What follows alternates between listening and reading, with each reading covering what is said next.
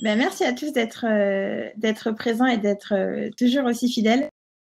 Très content quand on voit les centaines de participants qui nous rejoignent chaque semaine au webinaire.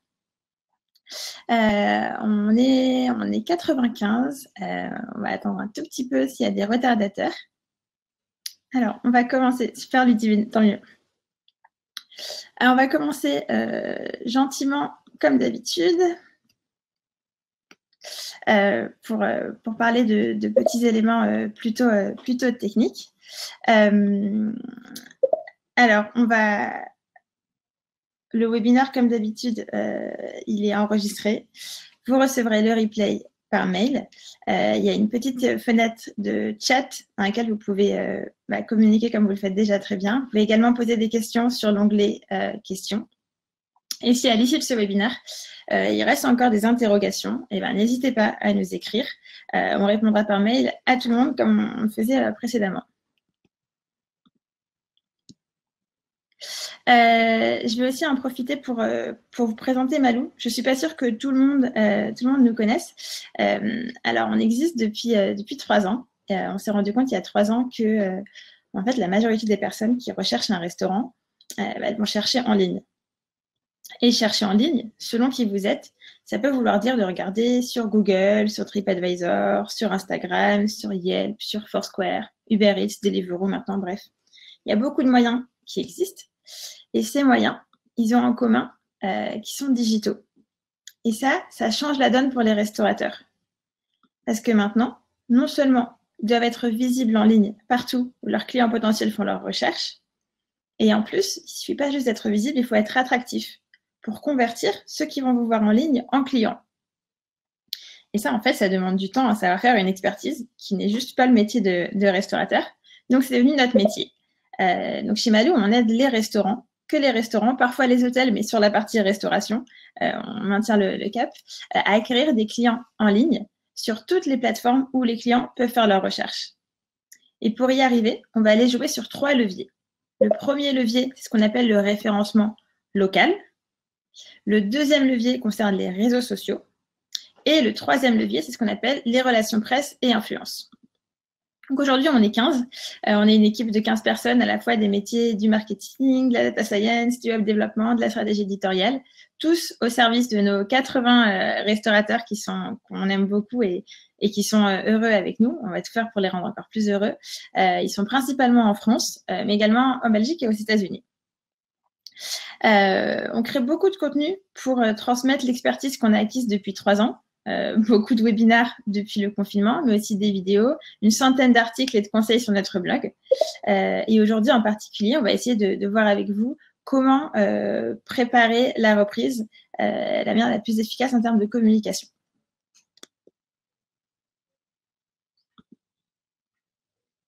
Alors, pour mener à bien notre démonstration, on va articuler en 4 étapes. Qui sont d'après nous par ordre de priorité. Donc vraiment, la première chose, ça va être de rassurer, de protéger. La seconde, ça va être d'adapter son offre et de choisir les meilleurs canaux de communication pour pouvoir la distribuer. Puis ensuite, on verra comment concrètement optimiser son référencement pour attirer des clients. Puis comment construire sa notoriété sur les réseaux sociaux et les médias. Alors, rapide introduction. Est-ce que vous faites aussi, que les restaurants ou aussi les marques alimentaires? On fait que les restaurants et sur les marques alimentaires, il faut qu'il y ait un point de vente en physique pour qu'on puisse vraiment accompagner. Mais ça, Margot, n'hésitez pas à nous écrire par mail, on pourra en discuter avec vous selon votre projet. Donc, pour introduire un petit peu ce webinaire, c'est une évidence aujourd'hui que le secteur de la restauration, de l'hôtellerie est bouleversé. Le premier mois de confinement, on a enregistré une perte de 3,5 milliards d'euros de chiffre d'affaires pour la partie restauration seulement. Et à cela, il faut ajouter toute la perte qui va affecter les fournisseurs et les partenaires de la restauration. Il y a beaucoup d'incertitudes qui planent quant à la réouverture. Un peu plus tôt dans la journée, on a parlé du 2 juin pour les zones vertes, mais rien n'est officiel encore. Les grands magasins sont prévus d'ouvrir le 15 juillet, mais c'est quand même assez flou. Et puis surtout, on ne sait pas sous quelles conditions on pourra rouvrir. les distances de sécurité, le port du masque, la désinfection des surfaces, des ports, des poignées, de tout. Bref, et là, la question que beaucoup se posent et nous ont posée, c'est finalement comment est-ce qu'on arrive à articuler ces contraintes d'hygiène, des sécurités, c'est quand même le plus important, avec quand même la convivialité qui reste une valeur clé au restaurant. Les premières réponses qui ont été apportées par le secteur pour continuer à exister, à travailler, ça a été la commande importée et la livraison. Sauf que ça ne se fait pas en un clic, enfin, si opérationnellement, mais ça ne s'organise pas du jour au lendemain. Il y a beaucoup d'adaptations à faire. Ce n'est pas le même métier en fait. Quelle offre on propose, comment est-ce qu'on s'adresse à ses clients, comment est-ce qu'on va toucher de nouveaux clients pour générer le chiffre d'affaires attendu. Beaucoup de nouvelles questions, de nouveaux enjeux qui se posent aux restaurateurs et auxquels nous, on va aller essayer de répondre sur la partie uniquement acquisition client. La partie opérationnelle, on va pouvoir vous donner quelques conseils, des études qu'on a pu mener, qu'on a pu lire. En revanche, notre cœur métier, nous, c'est vraiment la partie acquisition client. Faire revenir vos clients, en toucher de nouveaux et vous aider économiquement à continuer à accroître. Première étape, rassurer, protéger. La priorité, ça va être vos employés. Et non seulement il va falloir mettre en place des mesures d'hygiène en interne pour votre restaurant, il va falloir aussi les montrer. Donc, tout ce qui est règles d'hygiène, je vous invite à revoir ou à relire le compte rendu de notre webinaire qu'on a organisé avec Octopus il y a quelques jours. On va vous mettre le lien. Donc ça, si vous voulez vraiment rentrer dans les détails, tout est sur le webinaire. Aujourd'hui, l'enjeu pour les restaurants, c'est de réussir à continuer à l'esprit de convivialité qui est au cœur du métier de restaurateur, avec les règles contraignantes. Donc, il va falloir, d'une part, respecter tous les gestes barrières, former vos employés en fait à respecter ces gestes barrières. Ils sont communiqués.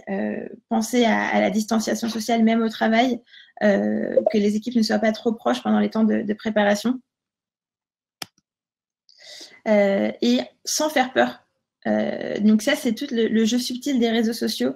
Comment est-ce qu'on montre qu'on respecte les règles sans montrer qu'en fait son établissement est devenu une zone médicalisée. Donc c'est tout un enjeu. Nous, on vous recommande de porter les symboles de la protection, de la sécurité, tels que les masques, les gants, et de jouer sur l'humour, en restant bien sûr respectueux parce qu'on est dans un cadre qui est assez particulier. Ensuite, il va falloir protéger vos clients et les livreurs qu'on oublie souvent. Donc, fermer les sacs qui contiennent les repas, organiser tout ce qui est commande, paiement, livraison sans contact le mieux possible. Il faut que l'expérience client elle reste fluide et sécuritaire. Pour les livreurs, on recommande aussi d'aménager une zone de récupération des repas qui est bien distincte de la cuisine pour être sûr que le sans contact soit aussi valable entre vos employés et vos livreurs.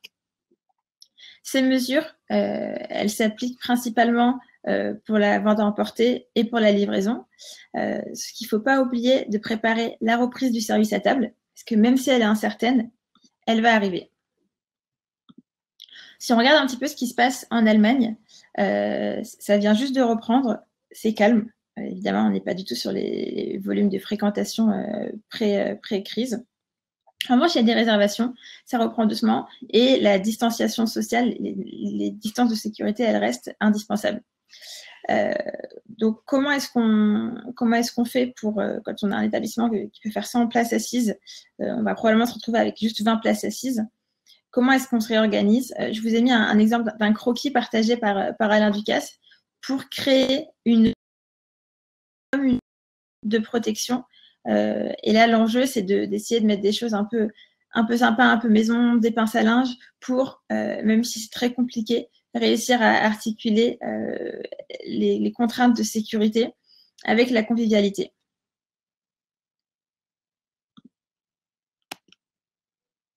Pour y arriver, pour transmettre ces précautions sécuritaires que vous prenez, vous avez plusieurs outils à votre disposition. Vous avez des réseaux sociaux, vous avez différents formats et on vous recommande d'user de l'humour encore et de vous inspirer aussi de ce qui se fait, et de ce qui a marché. Un conte qu'on a beaucoup aimé étudier, c'est le conte de Chipotle. Chipotle, pendant le confinement, c'était 81% de ventes en ligne supplémentaires, 3% de same store sale pendant même le confinement. Donc, il y a beaucoup de choses inspirantes à aller reprendre de chez Chipotle pour les adapter à vous. Est-ce que sur cette première partie, concernant l'importance de rassurer et de communiquer sur les efforts que vous avez faits, est-ce que vous avez des questions? Une fois qu'on a compris comment rassurer et protéger et communiquer sur ça en ligne, il va falloir travailler sur son offre. Alors, c'est aujourd'hui impensable de proposer l'intégralité de votre menu en commande à emporter et en livraison.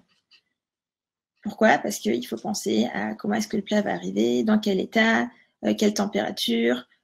Si le dressage, c'était un axe clé de l'expérience chez vous, bah, si c'est de la commande emportée, de la livraison, finalement, vous n'avez plus la main sur le dressage. Enfin bref, il y a un vrai travail sur votre carte à faire.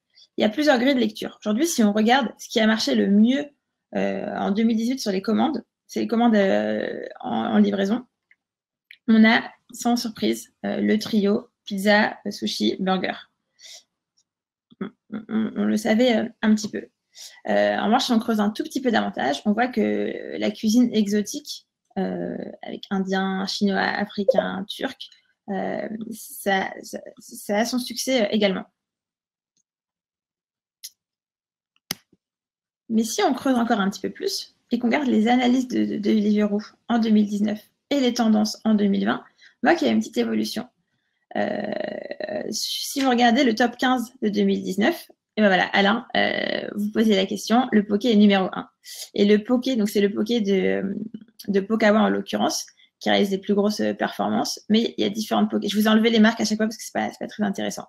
Donc effectivement, le poké, ça marche très bien. Le burger, toujours. Et on voit la consistance le fait que les sandwichs et les bowls sont finalement les formats qui reviennent les plus. Et si on regarde les tendances de 2020, assez surprenamment, la première tendance prédite par Deliveroo, ça concerne les menus sur le grill. Et sur le grill, ça veut dire des viandes de qualité plutôt grillées. Et a priori, on se dit qu'une viande de qualité, si elle a été cuite peut-être 1 heure avant, elle n'est plus dans les bonnes conditions. Donc, il y a des travaux qui sont sur les marinades des viandes, sur la cuisine de la viande, qui attirent aujourd'hui et qui permettent de générer et qui permettront de plus en plus de générer en 2020 de bonnes performances. La street food, sans surprise, plus 45% de croissance. Les pâtes fraîches aussi. Donc, évidemment, la pizza, ça marche super bien, mais la cuisine italienne, en faisant référence aux pâtes fraîches, ça prend aussi. Deux autres tendances sans lesquelles ce sera difficile de faire, c'est la tendance qui s'appelle eco-friendly. Eco-friendly, ça veut dire responsable. Donc, responsable, ça veut dire plus de végétal. On n'interdit pas la viande. La preuve, d'ailleurs, le numéro 1, c'est la première tendance, c'est sur le grill. Donc, ça ne veut pas dire forcément végétarien pour tous ceux qui se posent la question. Mais plus de végétal. On avait l'habitude de considérer les légumineuses comme des accompagnants, n'importe quoi, pardon, comme des accompagnements avant. Aujourd'hui, ça constitue des plats à part entière. Il y a tout un enjeu autour du plastique aussi. Il y a beaucoup de fournisseurs qui sont en train de travailler là-dessus pour proposer des contenants de livraison qui soient plus responsables. Et dernière tendance, les plats Instagrammables. En fait, si vous avez bien pensé votre offre au départ et que vous proposez à la livraison, à la commande à emporter, un plat qui garde ses qualités visuelles, en plus de ses qualités gustatives, il sera plus facilement relayé sur les réseaux sociaux et ça vous fait finalement comme un moyen d'être vu et de communiquer en plus. Et le plus fort dans tout ça, c'est que si votre plat est Instagrammable, vous allez générer ce qu'on appelle du User-Generated Content. Ça veut dire que ce sont vos clients qui vont partager du contenu joli qui donne envie sur votre établissement, sur vos produits, sur les réseaux sociaux. Et donc, concrètement, qu'est-ce qu'il faut faire pour se mettre à la commande emportée et à la livraison? Parce qu'aujourd'hui, c'est indispensable pour entamer la reprise. J'ai du mal à croire qu'on puisse tenir qu'avec le service à table. On puisse tenir déjà jusqu'au service à table, jusqu'au jour où il sera réautorisé, et avec les conditions contraignantes de distance qu'il va falloir imposer. Donc, qu'est-ce qu'on peut proposer en commande importée en livraison? Première chose, on redéfinit son offre. Des plats, des formats, des recettes qui tiennent la livraison. Faites court, c'est vraiment pas la peine, je le redis une fois, mais d'essayer de remettre toute votre carte en livraison. Ça marchera pas, ça va être des tracas logistiques pour vous, des soucis de food cost, enfin bref. Vraiment, aller au plus simple. Repensez les coûts et les prix pour croître sereinement. On verra après quels sont les bons canaux de distribution quand on fait de la livraison, mais il va falloir faire un vrai calcul au niveau de votre marge pour anticiper ou les coûts d'acquisition client ou les coûts ou la commission aux plateformes de livraison qui apporteurs d'affaires. Et attention parce que quand vous avez un accueil chaleureux au restaurant, les gens vont venir pour votre cuisine évidemment, pour le cadre et pour l'accueil, pour le sourire de vos équipes, le vôtre, pour l'ambiance. Sur la commande importée et surtout sur la livraison, cette ambiance-là, cet accueil, vous n'avez plus la main dessus. Et en fait, c'est le livreur qui va prendre la main sur ce qui constitue votre service client, votre accueil. Donc, il faut faire très attention. Et donc, moi, ma reco, c'est maximum d'apporter des petites attentions en plus dans la livraison. Parce que si le livreur est ronchon au moment où il apporte sa commande et qu'en plus de ça, il est en retard, le client, il ne sera pas content. Ce ne sera pas à cause de vous, ce sera à cause du livreur. Et pourtant, le client, il va se dire « Ah, bah, tel restaurant, j'ai commandé chez lui, c'était pas top. » Il faut vraiment faire attention à ça. Et je vous ai mis 2 exemples de chefs gastronomiques qui se sont mis à la livraison. Étonnamment, on pensait que la gastronomie, ce serait le secteur le plus en retard, le plus difficilement onboardable sur la commande importée et sur la livraison. Jean Humbert a lancé les bols de mamie et étonnamment, ça marche plutôt bien. Donc, le pricing est assez élevé, on est autour de trentaine d'euros pour le midi, 40-50 pour le soir. Gros travail sur la qualité des produits, bonne communication dessus et ça a l'air de prendre. Un autre chef qui s'est lancé dans la livraison, c'est le chef Akram, le chef étoilé. Et donc l'offre est repensée, la carte est évidemment bien plus courte et petits tips, petits gestes sympas du chef. C'est lui donc ça prend beaucoup de temps, mais c'est lui qui s'est occupé personnellement de faire les premières livraisons. Donc ça, en termes de communication, c'est un super coup, un coup de maître. Et une autre tendance, vous pouvez voir, là, je vous ai mis un exemple, on voit une épaule d'agneau confite et un burger do it yourself. Ça me fait une super transition vers ma deuxième partie, qui est qu'aujourd'hui, on repère une nouvelle tendance et le modèle de la restauration, il semble transformer jusqu'au kit de recettes, voire d'assemblage. Pas mal d'établissements parisiens, notamment, s'y sont mis. Big Mama qu'on suit depuis le début. On applaudit leur positionnement, leur prise de parole, leur cuisine, le monde chez eux. Tous les restaurateurs rêveraient de faire 2-3 services sur un seul service. Et Big Mama s'est lancé dans le kit de recettes. Et l'idée, en fait, c'est là où on a l'expérience en salle, ce sera impossible de la recréer comme elle l'était avant. Avec toutes les contraintes, avec la crise qu'on vient de voir, ce sera compliqué. Et le parti pris de Big Mama, mais aussi de Petit Bao et de Mamie Burger, c'est en fait de recréer une nouvelle expérience qui associe l'ADN un petit peu de l'établissement à domicile pour le client. Et donc là, les clients peuvent, et c'est assez flatteur en fait de se dire qu'on peut refaire un plat de Big Mama si on a les bons ingrédients. Et donc c'est du kit de recettes comme ça. Les plus, c'est que ça recrée une nouvelle expérience à domicile, une expérience inédite, que les clients ne connaissaient pas. Ça permet aussi de replacer le produit au centre et ça limite les dégâts de la livraison. C'est-à-dire que si vous avez un super plat de pâtes qui est dressé avec une jolie burrata avec un filet d'huile d'olive en service à table, en livraison, il y a peu de chances pour qu'elle arrive avec la même tête. Quand elle est refaite en do-it-yourself à la maison, on peut finalement retrouver ces visuels-là. Et pour le relais sur les réseaux sociaux aussi, c'est très bien. Ce genre d'action, ça peut être couplé avec des campagnes, notamment sur Instagram, avec des hashtags, des jeux concours de qui fera la plus belle recette, etc. Et ça permet de générer de l'engouement et de booster la notoriété de la marque. La faiblesse de ce concept, de kits de recettes, c'est la force de la proposition de valeur. En général, les personnes qui vont commander, c'est pour être finalement soulagées de la charge mentale de la préparation du repas. Donc en fait, là, on est sur 2 moments de consommation qui sont différents. Il y a la livraison, la commande à emporter du produit fini et du kit de livraison. Donc ça, c'est un complément de chiffre d'affaires que vous pouvez envisager. Personne n'a fait de all-in sur le kit de recettes.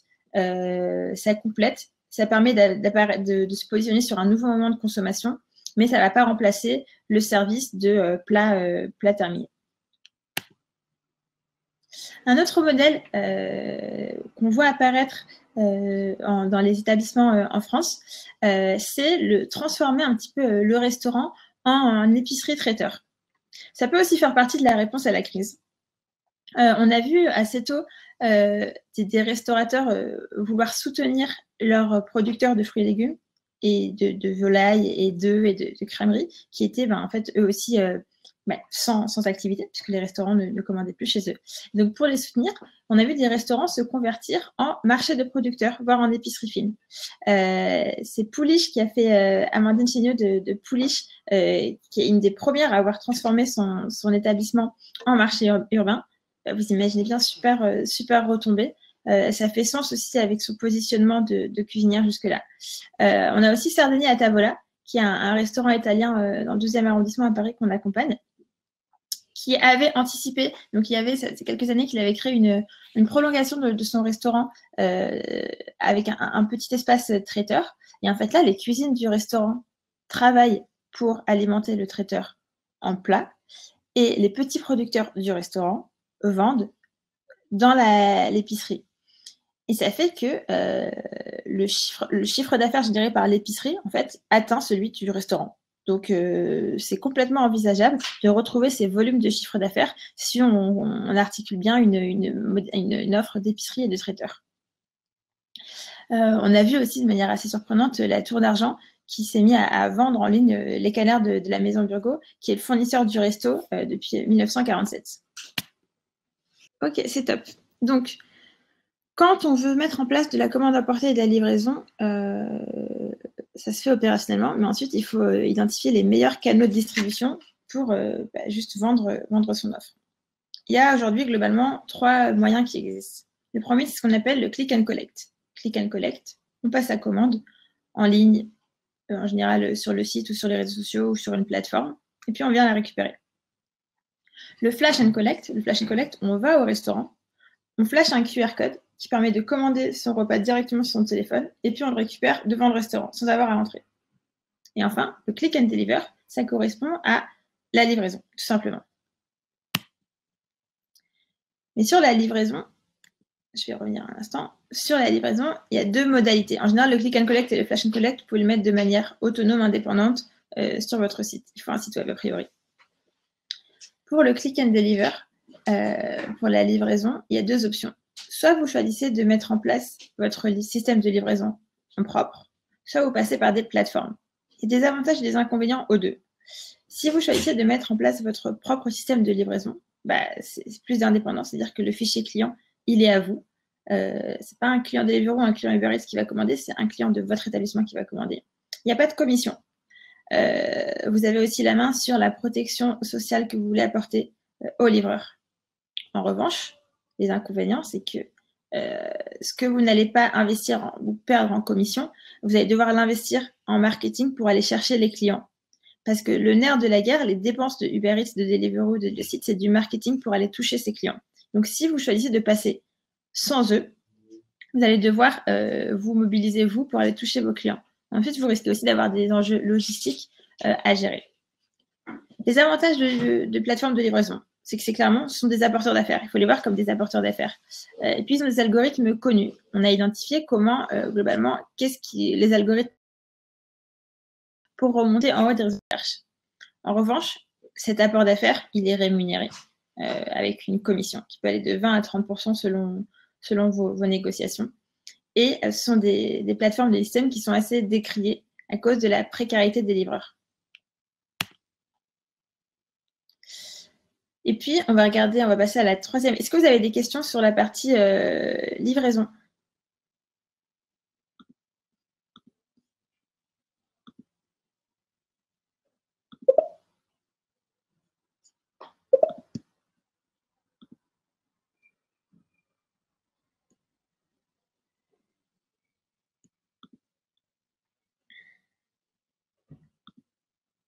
OK.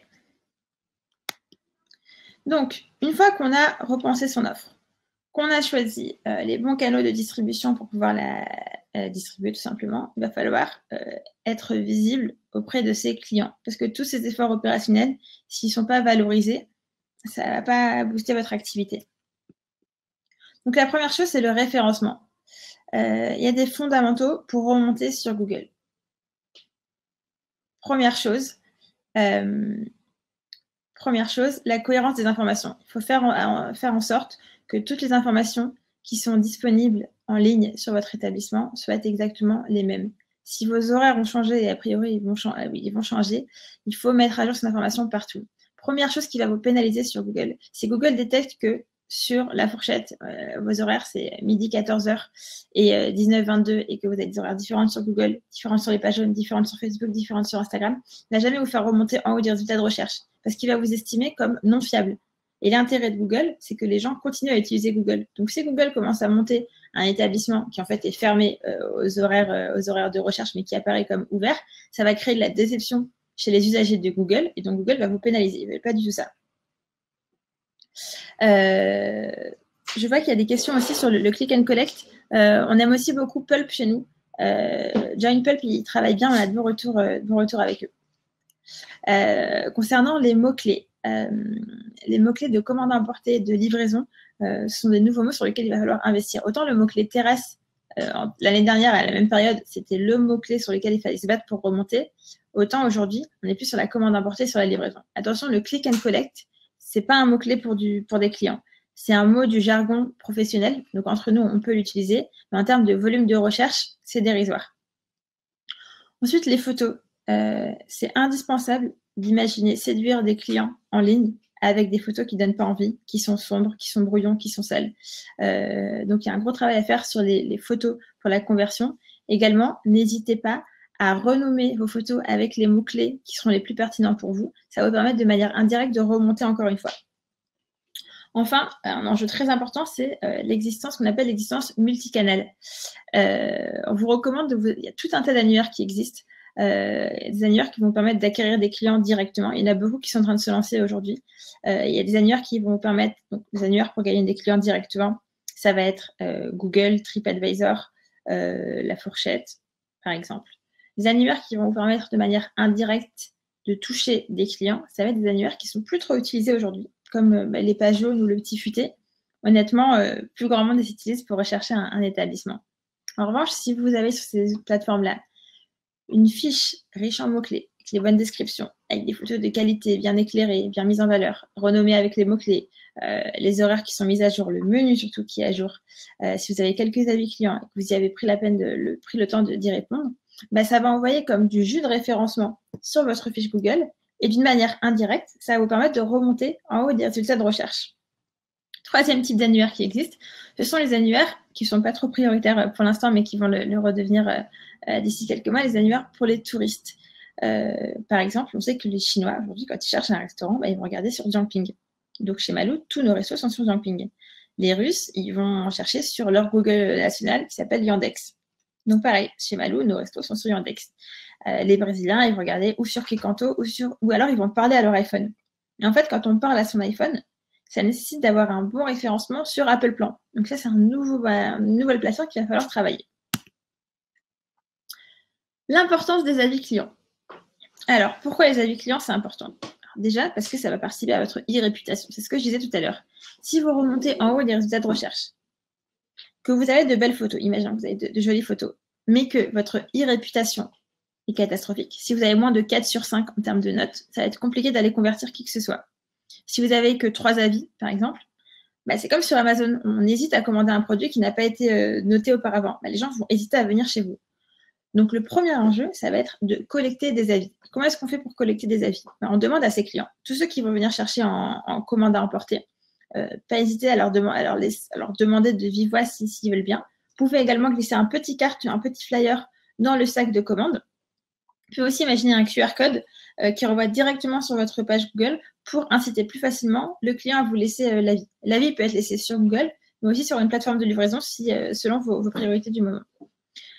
Autre petite technique, n'hésitez pas à en fait, les avis, donc c'est important d'en avoir. Une fois qu'on en a, surtout, il faut y répondre. Et pourquoi est-ce qu'il faut répondre à ces avis clients? Il faut répondre à ces avis clients, déjà parce que ça permet de fidéliser vos clients. Dès que vous allez répondre, ils vont recevoir un email pour les informer que le restaurateur a répondu. Et ensuite, ça va aussi permettre de jouer sur votre moyenne Google. Je m'explique. Devant chaque avis client, il y a une pondération. Là, les Sushi, ils ont 330 avis, 4,6 de moyenne. Si maintenant on s'amuse à faire la somme des 330 avis et qu'on divise par 330, on ne va pas trouver 4,6. Pourquoi? Parce que devant chaque avis, il y a une pondération. Et la pondération, elle va dépendre de qui a laissé l'avis. Si quelqu'un qui a un historique de 2000 avis laissés sur Google écrit quelque chose sur votre établissement, bah, ça aura plus de poids que peut-être moi qui ai écrit 3 avis sur Google, qui vous laisse un avis.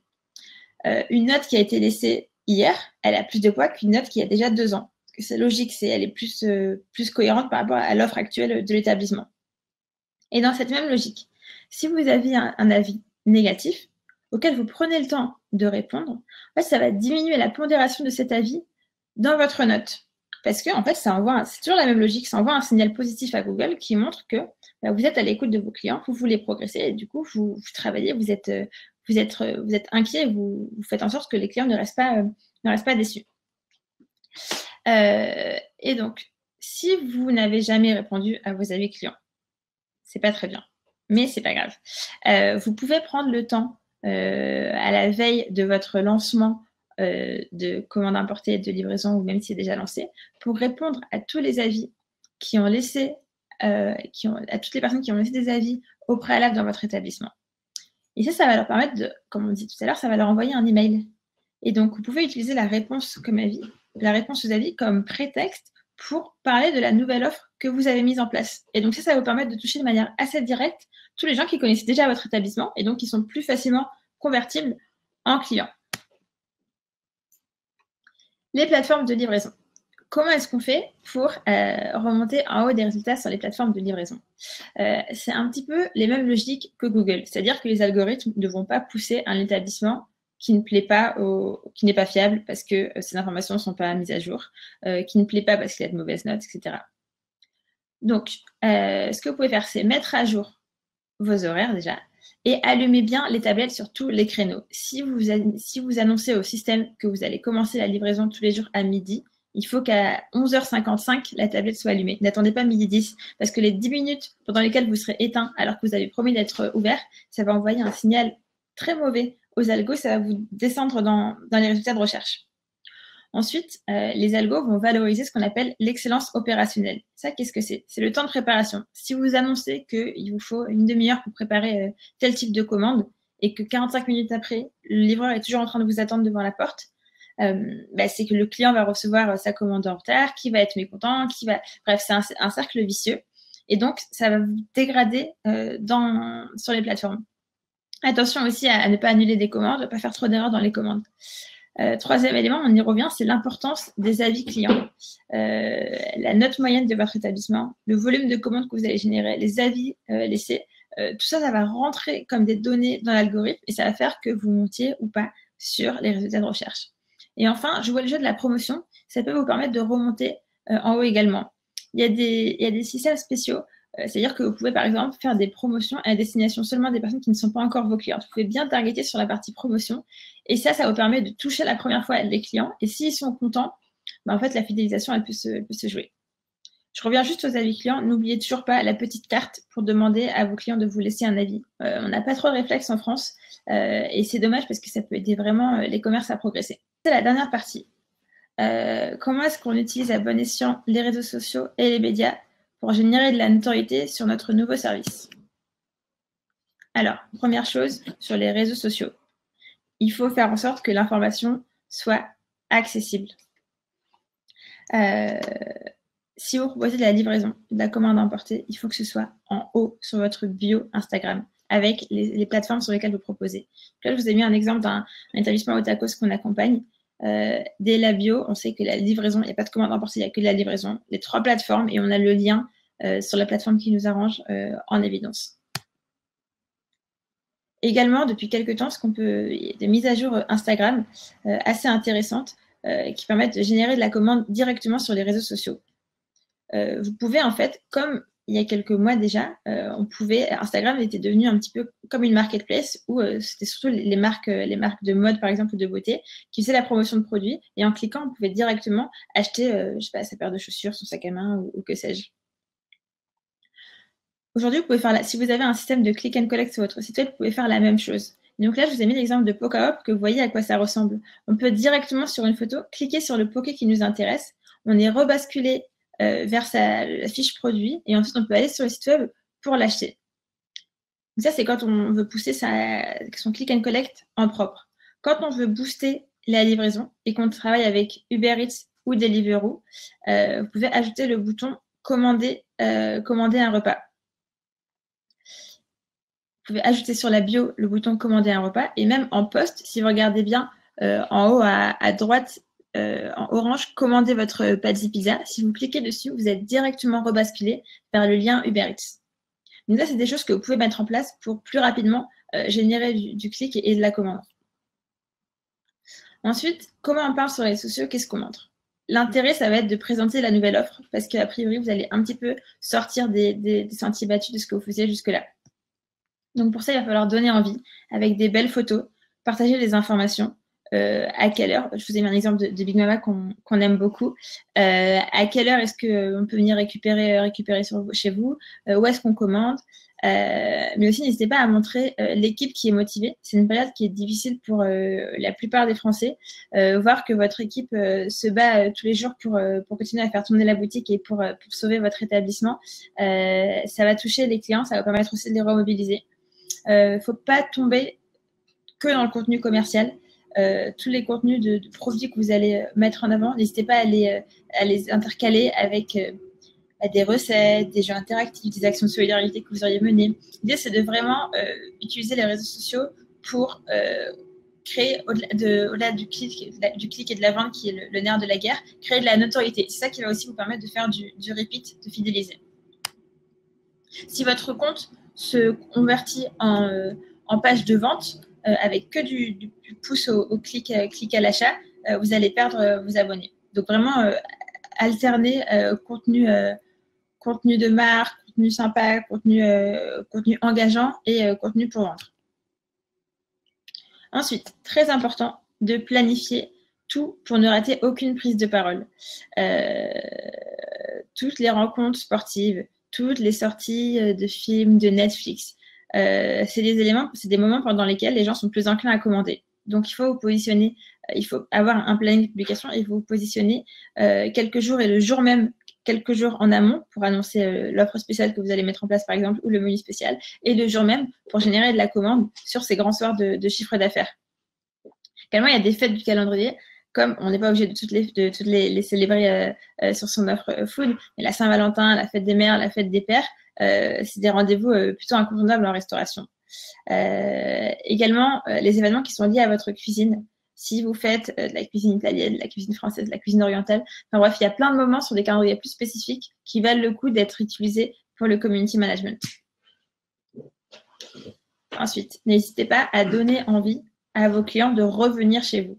Et pour ça, il faut que votre compte Instagram, il ait ce qu'on appelle un feed qui soit attractif, qui donne envie. Pour ça, il faut toujours des belles photos. On en revient à la base finalement.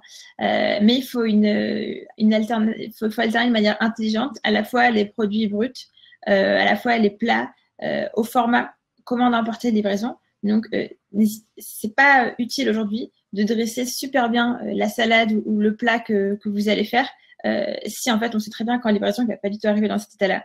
Donc tout l'enjeu en fait est de faire du joli contenu dans des formats qui vont être utilisés pour la livraison pour donner envie et ne pas créer la déception entre ce que va voir l'internaute et ce qu'il va recevoir chez lui s'il a commandé. Vous pouvez également, je le redis, remontrer l'équipe, les jeux concours, les recettes, voilà. Important d'alterner les contenus pour être suivi, pas juste pour consommer, mais pour s'inspirer. Les influenceurs. Est-ce que vous savez tout ce que c'est qu'un influenceur?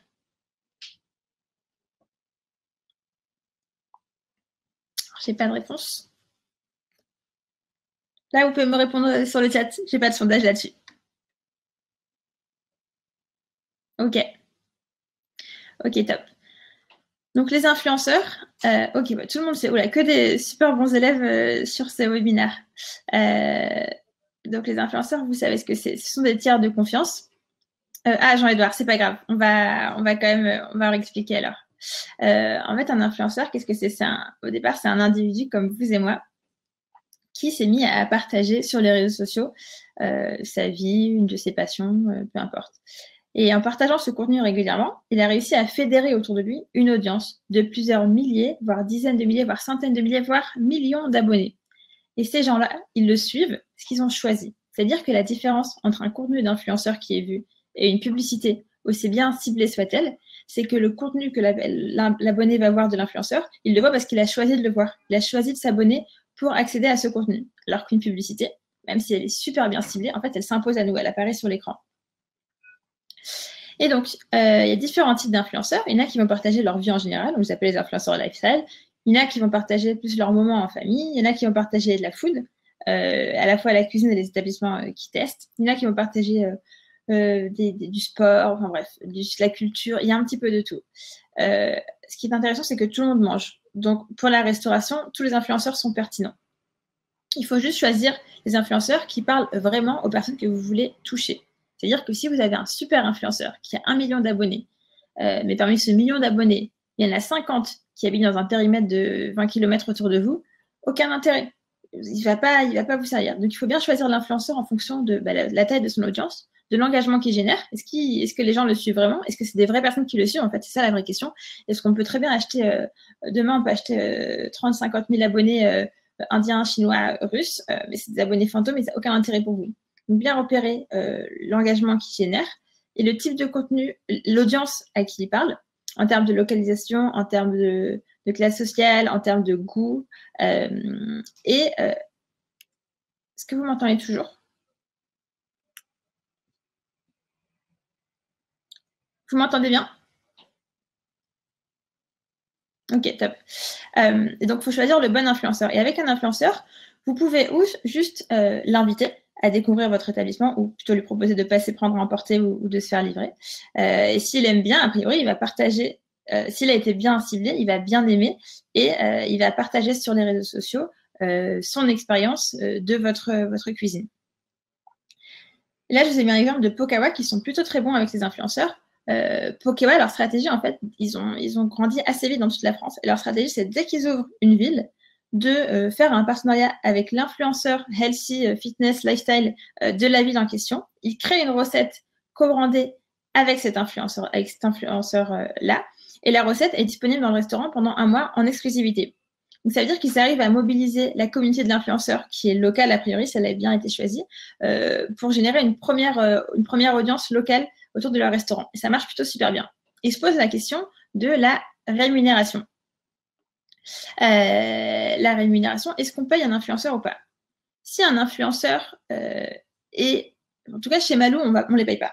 On ne les paye pas parce qu'on est radin, on les paye parce qu'on estime que si on fait bien notre travail, on a bien visé l'influenceur, on l'a bien targeté, la proposition qu'on va lui faire, elle va être intéressante. C'est-à-dire que l'influenceur aurait été client du restaurant, sinon on n'était pas venu le chercher. Et donc, partager du contenu sur notre restaurant pour l'influenceur, ça fait complètement sens et ça va lui permettre de continuer à créer du contenu pour ses abonnés. La seule chose, en revanche, qu'on va rémunérer, donc on ne rémunère pas l'accès à l'audience parce qu'on estime que notre travail a été assez pointu, assez bien fait. La seule chose qu'on peut aller rémunérer, c'est le travail. Si on demande à l'influenceur de nous faire un super grand jeu concours, de vidéos, des shooting photos, etc., là, évidemment, on va rémunérer ce travail. Vous pouvez également faire de la sponsorisation sur les réseaux sociaux pour accélérer.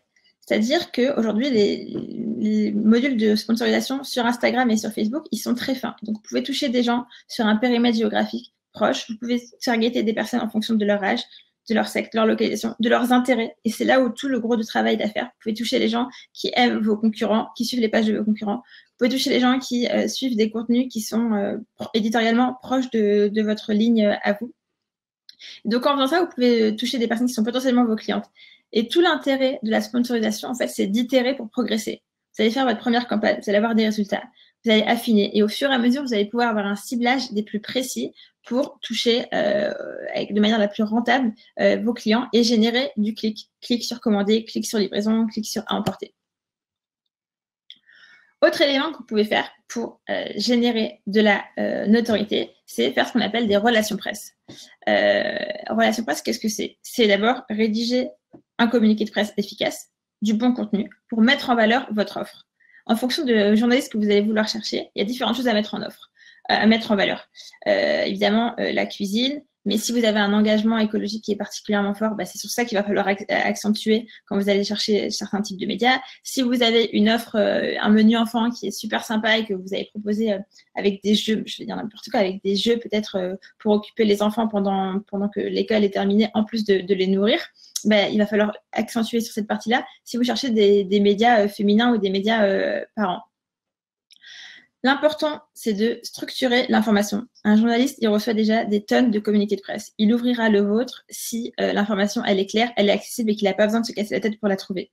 Si les visuels sont de qualité, que ça donne envie pour attirer l'attention. Et si, surtout, le journaliste est contacté avec pertinence. C'est-à-dire que aucun intérêt de faire un mailchimp, d'envoyer un mail à 200 personnes sans personnaliser rien du tout. Parce que comme les journalistes... Au revoir, Kevin. Comme les journalistes sont très sollicités, ils ne vont pas ouvrir les mails qui sont envoyés en masse. Et donc, l'intérêt, c'est de personnaliser au maximum l'objet et votre approche. Si vous lancez, on va rester sur l'exemple du menu enfant, si vous lancez un menu enfant, par exemple, plutôt bien rodé avec une activation sympa et des jeux, et que vous choisissez une journaliste qui a déjà publié, ou une journaliste qui a déjà publié sur comment occuper ses enfants pendant le confinement, et ben vous allez devoir aller la chercher en reprenant des exemples qu'elle a donnés, en reprenant son article qu'elle a déjà publié. De cette manière-là, c'est très précis, c'est fin, et ça va vous permettre d'améliorer vos taux de retour. Puis, il faut choisir au-delà des bons médias, il faut choisir les bons journalistes. Vous pouvez recomposer leur adresse mail. Il y a pas mal d'outils qui existent. En général, c'est prénom.nom@l'url du média.com. Il y a plusieurs techniques comme ça. Et écrire toujours en personnalisant au maximum l'approche. Puis relancer avec des sujets d'actualité, avec des sujets sur lesquels le journaliste a écrit, pour toujours être plus fin. Il n'y a pas de secret, c'est la finesse qui va vous permettre, la finesse et la personnalisation et la donnée qui va vous permettre d'avoir des retours. Voilà, pour conclure, on est dans une période assez inédite. La commande à emporter et la livraison, c'était des options pendant longtemps. Aujourd'hui, ça fait partie de la réponse.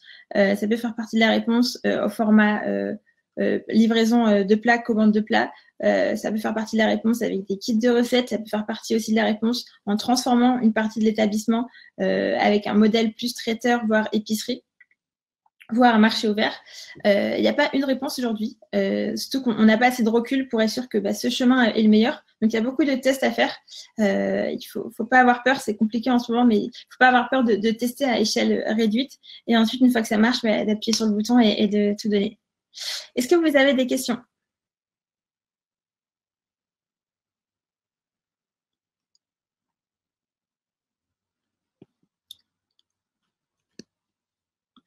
Alors, les questions, j'en vois ici. Comment créer un QR code sur Google? Il y a des tutos, vous pouvez taper créer un QR code, c'est assez facile. Il faut juste avoir le lien. Donc, vous avez un lien, et donc vous choisissez le lien que vous voulez pousser par QR code. Vous cherchez sur Google créer un QR code. Et donc, en mettant ce lien, en copiant-collant ce lien sur cet outil, vous allez avoir un QR code. Et en passant votre appareil photo sur le QR code, ça va vous renvoyer sur le lien. Ça, c'est la réponse pour Tomsi. Comment peut-on repérer facilement un bon influenceur? Comment repérer des influenceurs qui valent la peine? Souvent, elles se proposent sur Instagram, comment les évaluer? Donc ça, c'est les mêmes questions. Il y a plusieurs choses. Il y a des indicateurs quantitatifs et qualitatifs à aller chercher pour les influenceurs. On les a vus un petit peu tout à l'heure, est-ce qu'ils ont une ligne éditoriale qui colle avec l'établissement? Est-ce qu'ils partagent du contenu de qualité? À qui ils parlent? Qui sont leurs abonnés? Moi, j'ai une petite requête pour vous. Si ce webinaire vous a plu, si vous a été utile ou vous estimez qu'il vous sera utile, vous nous rendrez un grand service si vous pouviez nous donner 10 petites minutes de votre temps supplémentaire. On est en train de mener une enquête avec toute mon équipe. On prépare un outil pour les restaurateurs, pour leur faciliter la vie. Et cet outil, il sera d'autant meilleur si on a vos réponses. On va vous mettre le lien sur le chat.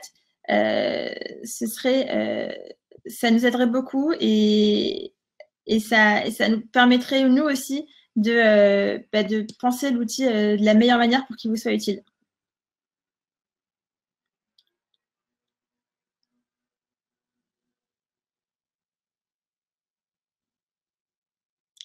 Merci à tous.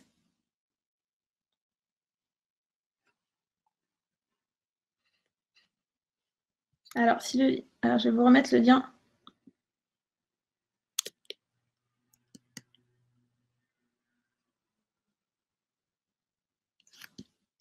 OK. Alors.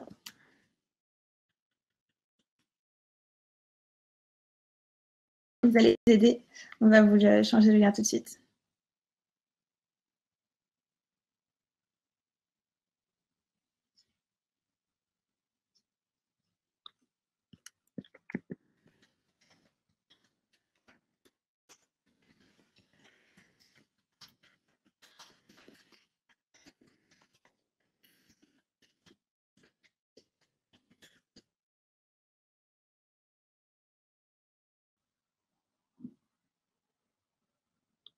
Avec plaisir, Sabrina, pour le replay.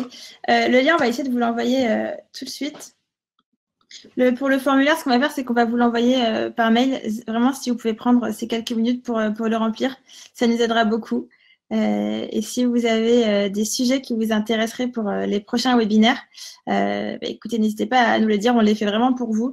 Donc, on s'attaquera aux sujets qui vous seront les plus utiles. Je vous souhaite une bonne fin de journée et à très bientôt. Merci Patrick. Merci Patricia. Merci tout le monde.